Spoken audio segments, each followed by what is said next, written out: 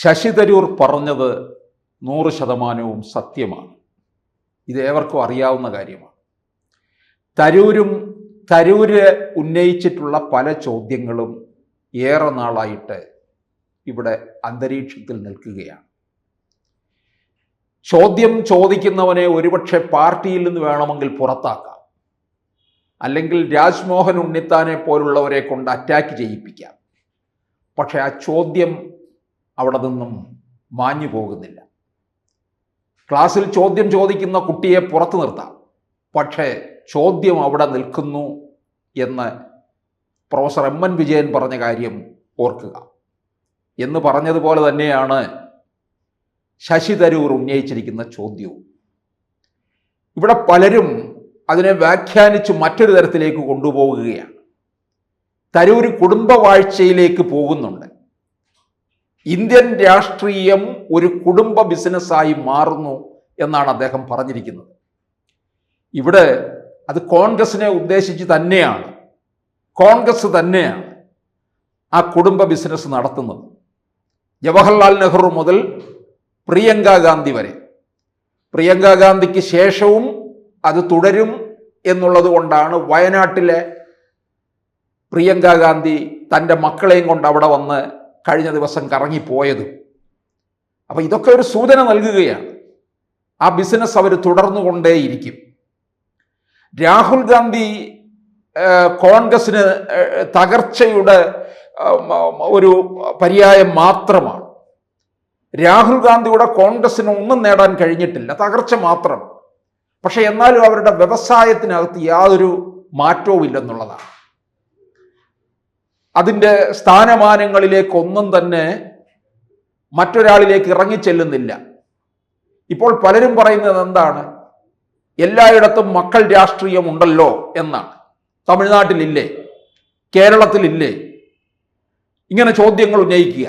ഇത് മക്കൾ രാഷ്ട്രീയമല്ല, ഇത് കുടുംബവാഴ്ചയാണ്. മക്കൾ രാഷ്ട്രീയമായിക്കൊള്ളട്ടെ. കരുണാകരൻ്റെ മക്കളെ രാഷ്ട്രീയത്തിലേക്ക് കൊണ്ടുവന്നു. EMSന്റെ മകനും വന്നിട്ടില്ലേ? EM ശ്രീധരൻ പിന്നെ ചാലക്കുടിയിൽ നിന്ന് മുകുന്ദപുരം മണ്ഡലത്തിൽ നിന്ന് മത്സരിച്ചിട്ടുണ്ടല്ലോ മുൻപ് പാർലമെന്റിലേക്ക്. അങ്ങനെ എല്ലാവരും കൊണ്ടുവന്നിട്ടുണ്ട്.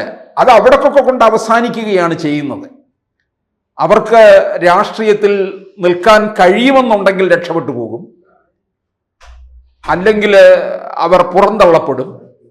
ഇവിടെ അതല്ലല്ലോ. ഇവിടെ ഈ പ്രസ്ഥാനത്തിന് അപജയം സംഭവിച്ചാലും, ഈ പ്രസ്ഥാനം വളർന്ന് പന്തലിച്ച് എല്ലാവിധ അഭിവൃദ്ധിയോടും കൂടി നിന്നാലും അതിൻ്റെ മുഴുവൻ പ്രോഫിറ്റ് കൊണ്ടുപോകുന്നത് ഈ കുടുംബക്കാർ മാത്രമായിരിക്കും. അപ്പോൾ ഇത് നെഹ്റു കുടുംബത്തിൻ്റെ ഒരു കുടുംബ ബിസിനസ് മാത്രമാണ്. ഇപ്പോൾ ആ ബിസിനസ് വന്ന് നിൽക്കുന്നത് സോണിയാഗാന്ധിയിലും രാഹുൽ ഗാന്ധിയിലും പ്രിയങ്ക ഗാന്ധിയിലും വധേര ഗാന്ധിയിലും പ്രിയങ്ക ഗാന്ധിയുടെ കൊച്ചുമക്കളിലേക്കുമാണ് അത് വന്ന് നിൽക്കുന്നത്. അപ്പോൾ ഈ ബിസിനസ് തുടർന്നു കൊണ്ടേയിരിക്കും. ആ ബിസിനസ്സിനെയാണ് ശശി തരൂർ ചോദ്യം ചെയ്തിരിക്കുന്നത്. അതിന് കോൺഗ്രസിനകത്തെ ഈ ഉണ്ണിത്താൻ എന്ന് പറയുന്ന ആളൊന്നും രോഷം കൊണ്ടിട്ട് കാര്യമില്ല. ഉണ്ണിത്താന് ഒരുപക്ഷെ സോണിയാഗാന്ധിയുടെ വീട്ടിലെ കുശിനിക്കാരൻ്റെ പണിയായിരിക്കും ഉള്ളത്. കാരണം കാസർഗോഡ് നിന്ന് അങ്ങ് ജയിച്ചു പോയില്ലേ, അതുകൊണ്ട് സോണിയാഗാന്ധിയുടെ വീട്ടിൽ പോയി ദാസ്യപ്പണി എടുക്കുകയായിരിക്കും ഒരുപക്ഷെ ഉണ്ണിത്താനും ചെയ്യുന്നത്. 2 തവണയായിട്ട് വിജയിച്ചു. അത് UDFന്റെ ഒരു മൊത്തം തരംഗം ഉണ്ടായതുകൊണ്ടാണ്. അതായത് എല്ലാവരും വിചാരിച്ചത് രാഹുൽ ഗാന്ധി 19 ഇന്ത്യയുടെ പ്രധാനമന്ത്രിയാകും എന്ന് പറഞ്ഞുകൊണ്ട്. ഇപ്പോഴും ആ രാഹുൽ ഗാന്ധിയെ തന്നെ താങ്ങി നടക്കുകയാണല്ലോ ഈ ഉണ്ണിത്താൻ. ഈ ശശി തരൂരിന് തലയ്ക്കകത്ത് ആൾതാമസവും വിവരവുമുണ്ട്. അതുകൊണ്ടാണ് തനിക്ക് പറയാനുള്ള കാര്യങ്ങൾ അദ്ദേഹം കൃത്യമായിട്ട് പറയുന്നത്.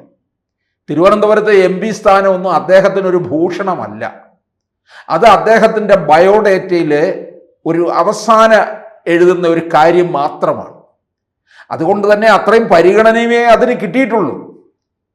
ഒരു MP എന്നുള്ള രീതിയിൽ ശശി തരൂർ പൂർണ്ണ പരാജയമാണ്. തിരുവനന്തപുരത്ത് നിന്ന് എങ്ങനെ ജയിച്ചു പോയി എന്ന് ചോദിച്ചു കഴിഞ്ഞാൽ അത് ഒരു അക്കാദമിക് നിലവാരം ശശി തരൂരിൻ്റെ ഉണ്ട്. ആ നിലവാരത്തിലേക്ക് ഒരു വിശ്വപൗരനാണ്. പിന്നെ ഡൽഹി നായരാണെന്ന് നമ്മുടെ പെരുന്നയിലെ പോപ്പിൻ്റെ വിശേഷണവും എല്ലാം കൂടി ഉള്ളത് കൊണ്ട് തരൂരിന് എപ്പോഴും അത്തരത്തിലൊരു ഒരു പ്രത്യേക ഗ്ലാമർ, ഒരു പരിവേഷമുണ്ട്. ആ പരിവേഷത്തിൽ അതൊക്കെ അദ്ദേഹത്തിന് വോട്ടാക്കി മാറ്റിയെടുക്കാൻ കഴിയും എന്നുള്ളതാണ്. 2024 ലോക്സഭാ തെരഞ്ഞെടുപ്പിൽ ഏതാണ്ട് തോൽവി ഉറപ്പിച്ചിരുന്നതാണ്. ശശി തരൂര് പോലും ഉറപ്പിച്ചു എന്ന് തോന്നുന്നു. പക്ഷേ ഒരു നേരിയ വോട്ടിന് മാത്രം അദ്ദേഹം വിജയിച്ചു പോയി. തൊട്ടു പിന്നാലെ രാജീവ് ചന്ദ്രശേഖറും ഉണ്ടായിരുന്നു. പക്ഷെ തരൂര് ഇവിടെ ഉയർത്തുന്ന ചോദ്യങ്ങൾ, മുമ്പൊരിക്കൽ രാഹുൽ ഗാന്ധിയുടെ കാര്യത്തിനകത്ത് ശശി തരൂർ തന്നെ പറയുകയുണ്ടായി, അന്നും കോൺഗ്രസ്സുകാരെ അത് വല്ലാതെ ചൊടിപ്പിച്ചു, രാഹുൽ ഗാന്ധിക്ക് ചരിത്രവും രാഷ്ട്രീയവും അറിയില്ല എന്ന്. ശരിയാണ്, രാഹുൽ ഗാന്ധിക്ക് എന്ത് ചരിത്രം അറിയാം?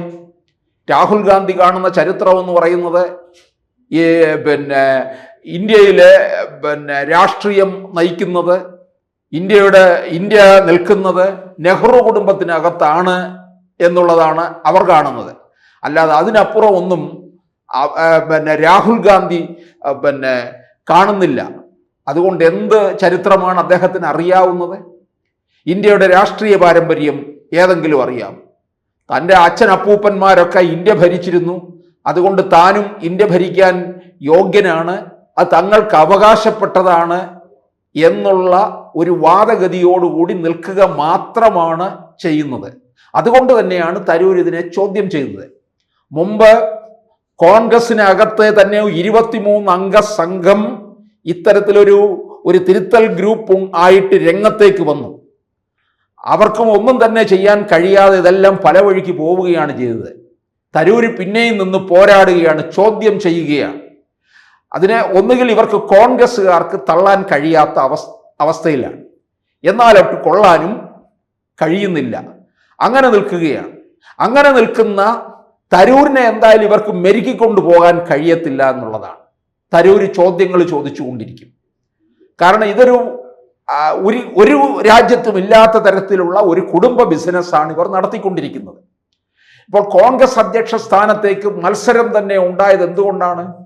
മല്ലികാർജുൻ ഖാർഗെക്കെതിരായിട്ട് ശശി തരൂർ മത്സരിക്കുന്നു.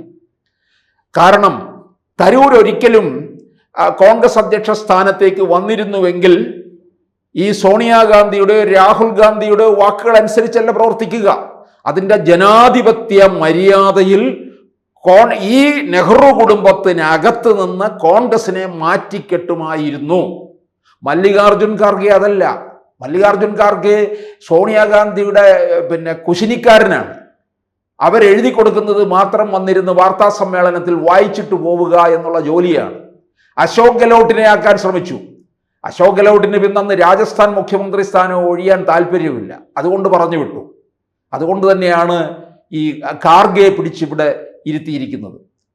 മറിച്ച് ശശി തരൂർ വന്നിരുന്നുവെങ്കിൽ ഇന്ന് പാർലമെന്റിൽ 10 സീറ്റ് കൂടുതൽ ഇവർക്ക് ഉണ്ടാകുമായിരുന്നു. അപ്പോൾ അവർക്ക് അതല്ല ആവശ്യം, ഈ കുടുംബ ബിസിനസ് ശക്തിയോടുകൂടി മുമ്പോട്ട് കൊണ്ടുപോകണം. അതിന് താങ്ങി നിർത്തുന്നത് ഈ കുറെ ഉണ്ണിത്താന്മാരാണ് ഇത്തരത്തിലുള്ള ഈ കോൺഗ്രസിനെ ഇത്തരത്തിലാക്കി കൊണ്ടുപോകുന്നത്. കൂടുതൽ വാർത്തകളും വിശേഷങ്ങളും നിങ്ങളിലേക്ക് എത്താൻ ABC മലയാളം സബ്സ്ക്രൈബ് ചെയ്യുക, ബെൽ ബട്ടണും അമർത്തുക.